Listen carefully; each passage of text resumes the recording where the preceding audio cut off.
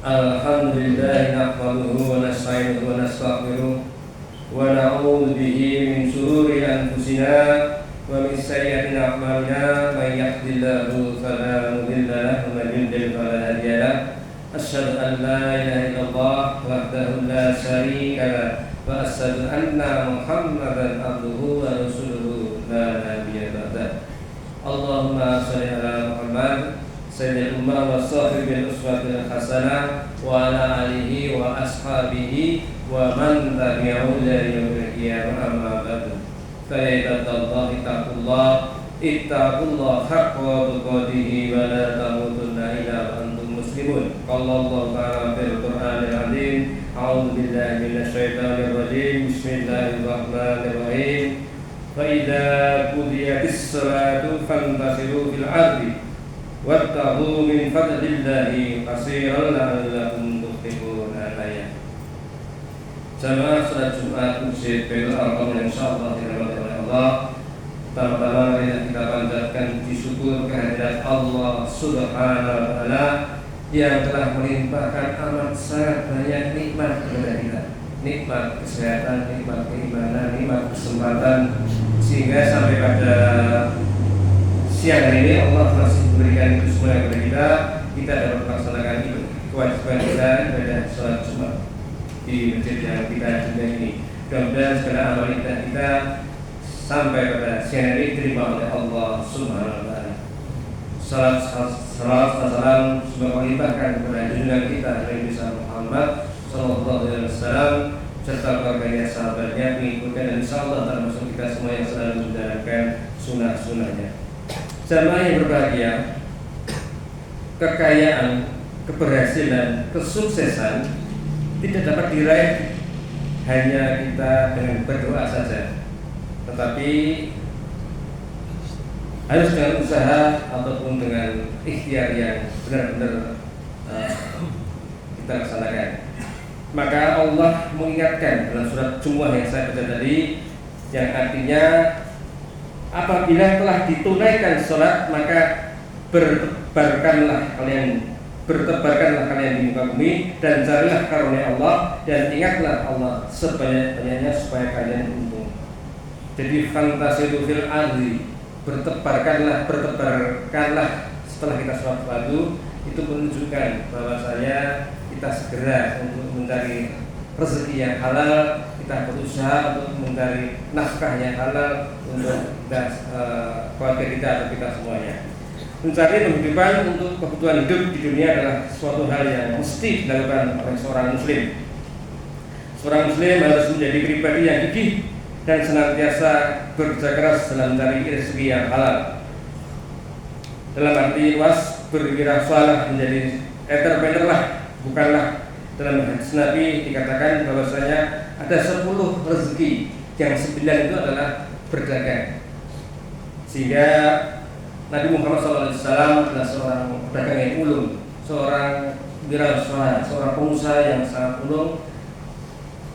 Beliau umur 17 tahun sudah menjadi kepala kafilah untuk berdagang di berbagai negara, tidak di tempat yang sama, tapi di berbagai negara. Ada Yordania, ada Palestina, ada Syria, ada Yaman dan sebagainya.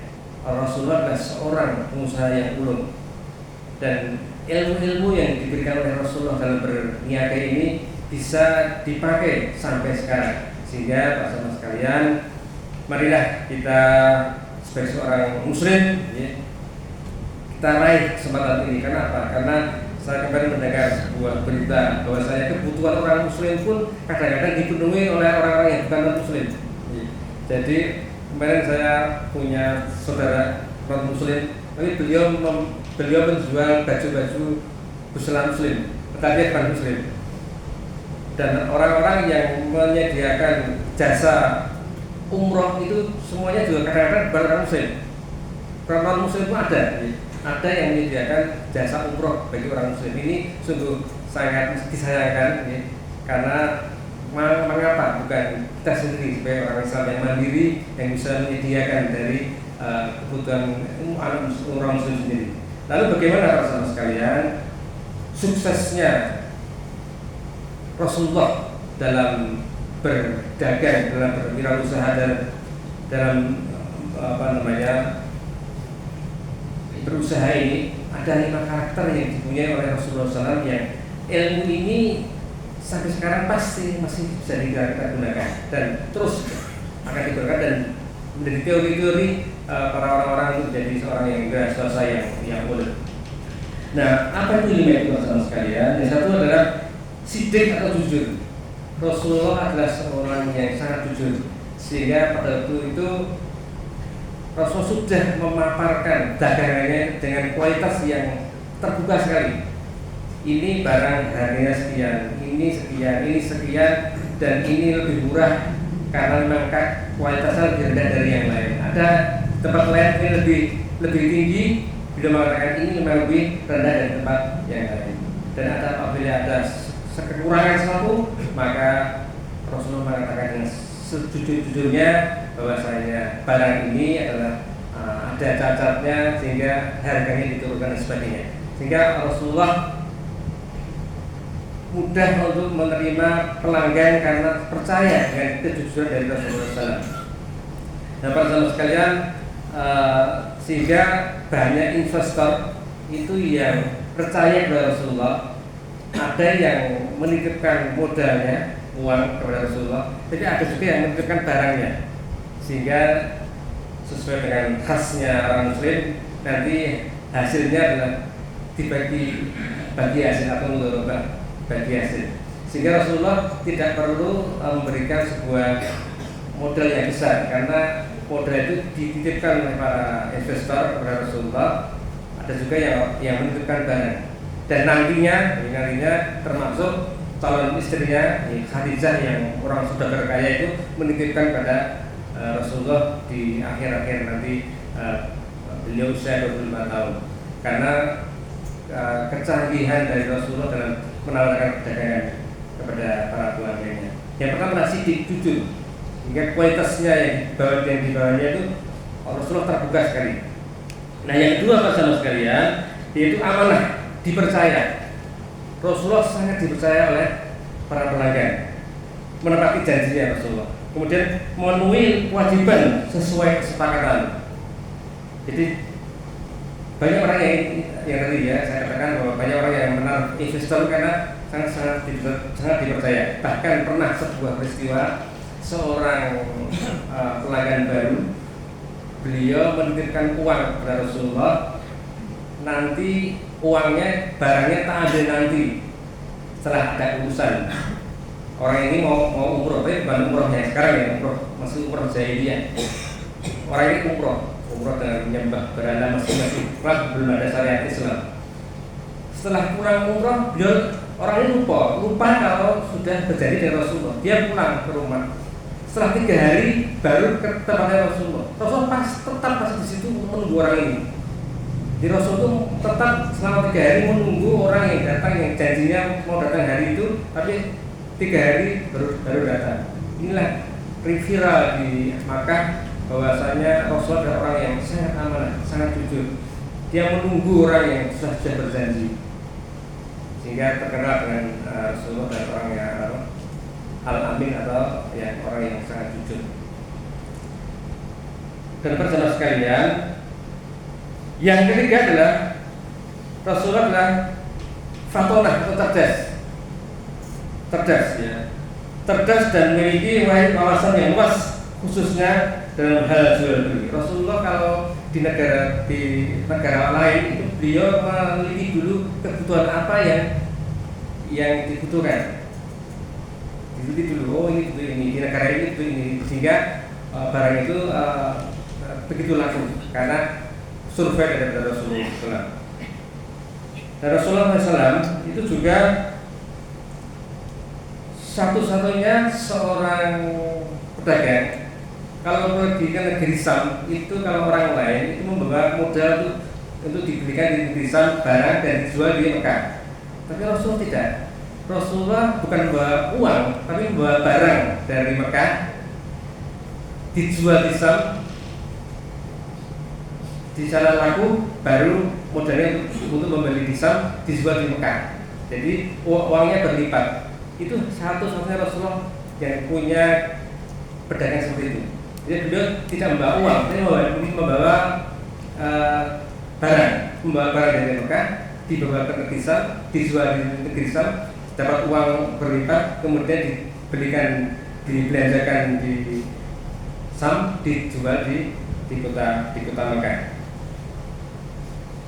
Dan itulah Rasulullah sekalian, cara berdagang Rasulullah yang sangat bukan hanya jual beli saja, tapi juga persaudaraan, juga kesatuan. Beliau sering menanyakan tentang keluarga orang yang membeli dan sebagainya. Banyak orang pedagang yang iri. Begitu dia merasa mendatangi Rasulullah, tidak ada yang perlu ditengahan, karena Rasul tidak menjual barang dengan membanting harga, tidak. Tapi beliau dengan pelayanan yang sangat sungguh-sungguh, sehingga orang di sekitar beliau dikira kok ramai banget, itu dikira Rasulullah itu menghambat harga atau bagaimana, sehingga laksanakan tidak. Dia wajar saja harganya, tidak pernah memberikan sebuah harga yang berbeda dengan yang lain yang lebih murah, sehingga orang lain akan hancur penjualan, tidak. Dia seperti itu ya, tapi pelayanan yang sangat familiar, sangat ramah. Itulah Rasul yang sangat cerdas. Yang keempat adalah tablik komunikatif. Nah, ini juga penting dalam berdagang ya. Rasul adalah orang yang komunikatif. Beliau menjual dengan mudah, maka beliau juga membeli ulangan di zaman sekarang itu juga mudah, karena beliau sangat komunikatif. Dia menjual dengan mudah, tapi juga membeli karena menjual dengan mudah, maka orang-orang sudah tahu Rasulullah, sehingga orang-orang juga menjual kepada Rasulullah dengan mudah. Jadi saya tidak boleh. Ada sebuah hadis yang dikatakan Bukhari dan Jabir, pedagang yang baik adalah pedagang yang mudah dalam membeli dan mudah dalam menjual. Rasulullah memudahkan untuk menjual, sehingga beliau juga dimudahkan dalam beliau ulangan untuk membeli. Ini yang keempat, tablik atau komunikatif. Yang kelima yang terakhir adalah toleransi. Rasulullah sangat toleransi dengan mitra kerjanya, memudahkan apabila ada hutang, ada satu hal yang mungkin perlu ditolong. Rasulullah sangat toleransi. Bahkan Maisarah itu adalah seorang anak buahnya Khadijah, laki-lakinya. Maisarah itu anaknya Khadijah yang dititipkan oleh Khadijah kepada Rasulullah, dititipkan oleh Khadijah supaya lebih mengenal Khadijah. Maisarah ini sangat berat dengan cara kerja Rasulullah. Karena apa? Rasulullah itu kalau istirahat, Maisarah anak buahnya juga istirahat. Kalau makan juga makan.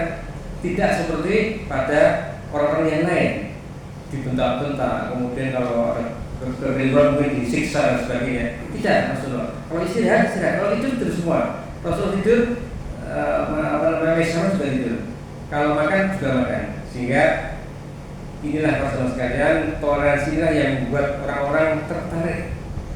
Sehingga apalagi Khadijah, orang saudara kaya raya yang dipelamar berbagai laki-laki yang tampan, yang kaya raya, sekarang kemudian ditolak oleh Khadijah.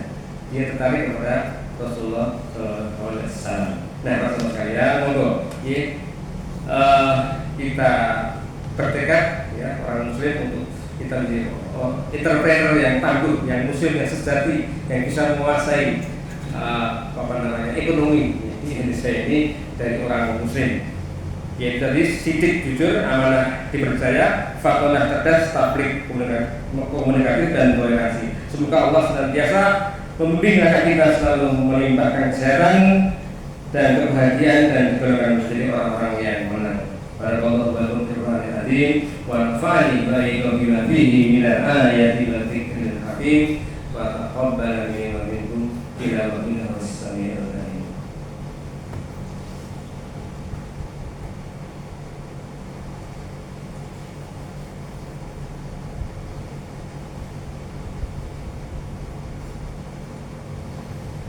Alhamdulillahilladzi arsala rasulahu bil huda wa dinil haqq liyudhhirahu 'ala dini kullihi wa law karihal kafirun. Asyhadu an la ilaha illallah wahdahu la syarika lahu wa asyhadu anna Muhammadan abduhu wa rasuluhu la nabiyya ba'da. Allahumma shalli ala Muhammad sayyidil umam wa sahibil uswatil hasanah wa ala alihi wa ashabihi wa man tabi'ahu ila yaumil qiyamah, amma ba'du. Fa ibadallahi ittaqullah haqqa tuqatih wa la tamutunna illa wa antum muslimun. Qala Allah ta'ala fil Qur'anil azim, a'udzu billahi minasy syaithanir rajim. Bismillahirrahmanirrahim. Innallaha wa malaikatahu yusholluna 'alan nabi ya ayyuhalladzina amanu shollu 'alaihi wa sallimu taslima. Allahumma shalli ala Muhammad wa ali Muhammad kama shallaita ala Ibrahim wa ala ali Ibrahim wa barik ala Muhammad wa ala ali Muhammad kama barakta ala Ibrahim wa ala ali Ibrahim innaka Hamidum Majid. Allahumma fir lil mu'minina wal mu'minat wal muslimina wal muslimat al-ahya'i minhum wal amwat innaka ala kulli syai'in qadir. Allahumma yas'aluka al-huda wa tuqa wa 'afafa wa ghina. Allahumma inna nas'aluka salamatan fid din wa 'afiyatan fil jasadi wa ziyadatan fil 'ilmi wa barakatan fil rizqi wa ghadatan qabla al-maut wa rahmatan inda al-maut wa maghfiratan ba'da al-maut. Allahumma inna fi sakaratil maut wa najjata min al-maut hisab. Allahumma arina al-haqqa haqqan warzuqna ittiba'ah wa arina al-batila batilan warzuqna ijtinabah.